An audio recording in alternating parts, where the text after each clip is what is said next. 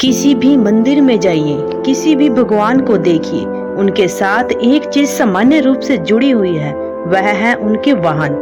लगभग सभी भगवान के वाहन पशुओं को माना गया है। शिव के नंदी से लेकर दुर्गा के शेर तक और विष्णु के गरुड़ से लेकर इंद्र के ऐरावत हाथी तक लगभग सभी देवी देवता पशु पक्षी पर ही सवार है। आखिर क्यों सर्वशक्तिमान भगवानों को पशुओं की सवारी की आवश्यकता पड़ी, जबकि वे तो अपने दिव्य शक्तियों से पल भर में कहीं भी आ जा सकते हैं? क्यों हर भगवान के साथ कोई पशु पक्षी जुड़ा हुआ है? भगवान के साथ जानवरों को जोड़ने के पीछे कई सारे कारण हैं।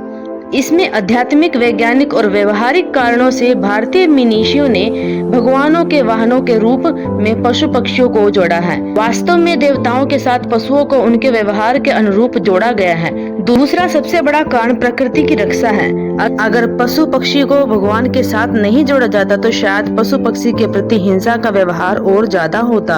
हर भगवान के साथ एक पशु पक्षी को जोड़कर भारतीय मनीषियों ने प्रकृति और उसमें रहने वाले जीवों की रक्षा का एक संदेश दिया है। आपको क्या लगता है, गणेश जी ने चूहों को यूं ही चुन लिया या नंदी शिव की सवारी यूं ही बन गई? भगवानों ने अपनी सवारी बहुत ही विशेष रूप से चुनी है।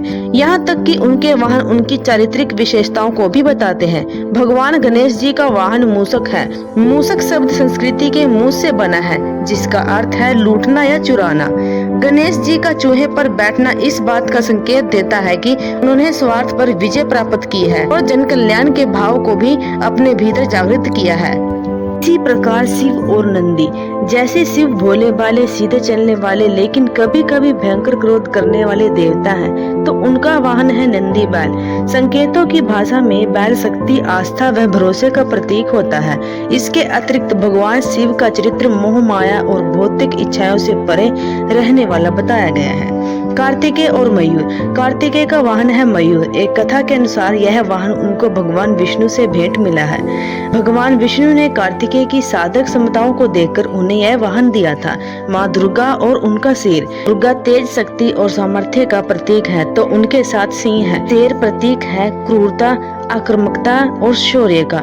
यह तीनों विशेषताएं माँ दुर्गा के आचरण में भी देखने को मिलती है। शेर की दहाड़ को माँ दुर्गा की ध्वनि ही माना जाता है, जिसके आगे संसार की बाकी सभी आवाजें कमजोर लगती हैं। माँ सरस्वती और हंस।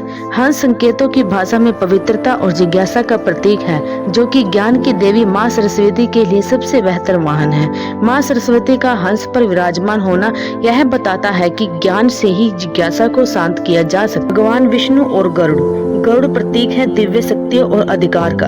भगवत गीता में भी कहा गया है कि भगवान विष्णु में ही सारा संसार समाया है। सुनहरे रंग का बड़े आकार का यह पक्षी भी इसी ओर संकेत करता है। माँ लक्ष्मी और उल्लू।